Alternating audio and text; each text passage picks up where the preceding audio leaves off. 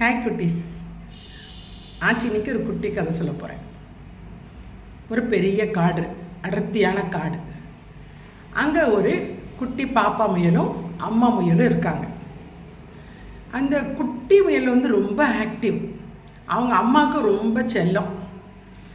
ஆனால் அதுக்கு ஒரு மனசில் ஒரு வருத்தம் இருந்துச்சு.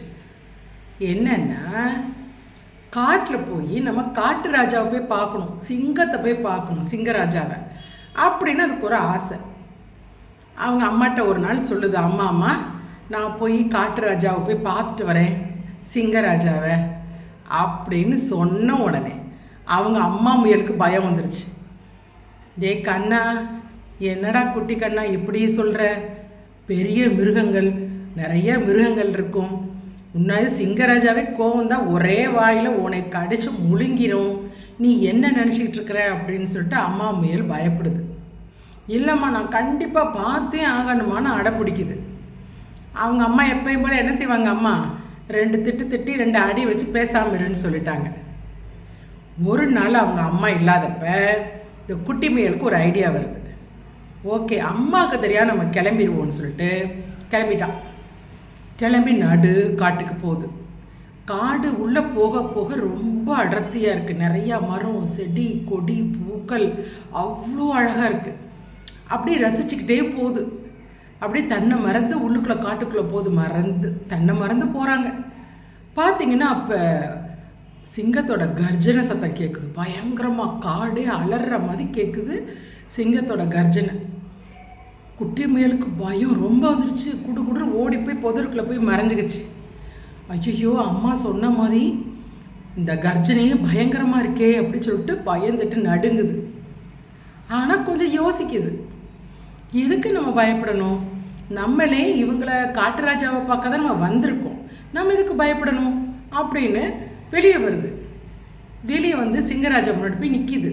நின்றுட்டு, வணக்கம் ராஜா, உங்களை நான் பார்க்க வந்தேன் அப்படின்னோடனே சிங்கம் அவ்வளோ பெரிய உருவம், குட்டி முயல் குட்டியோண்டா இருக்குது, அது முன்னாடி வந்து நிற்கிது. சிங்கராஜாக்கு சிரிப்பு வந்துருச்சு. என்ன குட்டி பயலே, நீ யார், எங்கேருந்து வர்ற அப்படின்னு கேட்குது. இல்லை ராஜா, உங்களை பார்க்கணுன்னு எனக்கு ரொம்ப நாள் ஆசை, அதனால எங்கள் அம்மாட்ட சொல்லாமல் நான் வந்துட்டேன் அப்படின்னுது. உடனே ராஜாவுக்கு ரொம்ப ஹாப்பி ஆயிடுச்சு. சிங்கராஜாவுக்கு அது கூட விளையாட, பேச, இப்படி ரொம்ப ஃப்ரெண்ட் ஆகிட்டாங்க. அவங்க டெய்லி இவங்க அம்மாவுக்கு தெரியாமல் வர்றது, சிங்கராஜா கூட விளையாடுறது, பேசிட்டு போகிறது, இப்படியே இருக்காங்க. பெரிய பெரிய மிருகங்கள்லாம் சிங்கத்தை பார்த்தா பயப்படும். ஆனால் இந்த குட்டி பாப்பா முயல் போய் டெய்லி விளையாண்டுட்டு வருது. ஒரு நாள் காணோம், குட்டி முயலை காணோம். சிங்கராஜா ரொம்ப கவலையாயிட்டார். பார்த்தா கொஞ்சம் நேரம் கழிச்சு லேட்டாக வருது. என்ன குட்டி பையில, ஏன் இவ்வளோ நேரம் அப்படின்னு கேட்குது சிங்கராஜா. இல்லை ராஜா, இப்போல்லாம் நான் எங்கள் அம்மாட்ட சொல்லிட்டு தான் வர்றேன், இது மாதிரி உங்கள் கூட நான் விளையாட போகிறேன், விளையாண்டுட்டு வருவேன்னு சொல்லிட்டு தான் நான் வர்றேன் அப்படின்னுது. உடனே சிங்கம் பயங்கரமாக சிரிக்குது. சிரிச்சுட்டு அது கூட விளையாட ஆரம்பிச்சிருச்சு. இதே பழக்கம், டெய்லி ராஜா கூட சிங்கராஜா கூட விளையாட, பேச, இப்படியே இருக்குது அந்த குட்டி பாப்பா முயல். ஆனால் எல்லா அனிமல்ஸும் பயப்படுறது சிங்கத்துக்கு தான். என்னென்னா ஒரு பழக்கம் தான், அந்த பழக்கம் வந்து நம்ம பயத்தை போக்கிடும்னு சொல்லுவாங்க. இப்போ நம்மளே ஸ்கூலில் பாருங்களேன், டீச்சர்ஸ் வந்து பேச்சு போட்டி, ட்ராயிங் போட்டி, டான்ஸ், இதுக்கெல்லாம் கூட நம்ம பயந்துட்டு அப்படியே உட்காந்துருப்போம் கிளாஸில். ஐயோ, டீச்சர் நம்மளை பார்த்துருவாங்களோ, நம்ம பேரை எழுதிடுவாங்களோ அப்படின்னு பயந்துட்டு உட்காந்துருப்போம். ஆனால் ஒன்ஸ் நீங்கள் போய் ஸ்டேஜில் பேசவோ டான்ஸ் ஆடவோ எது பழகிட்டீங்கன்னு வைங்களேன், அந்த பயமே போயிடும். அந்த ஸ்டேஜ் ஃபியர்னு சொல்லுவாங்க, அது போயிடும். உங்களுக்கு பழக்கம்தான் நம்ம பயத்தையே போகும்.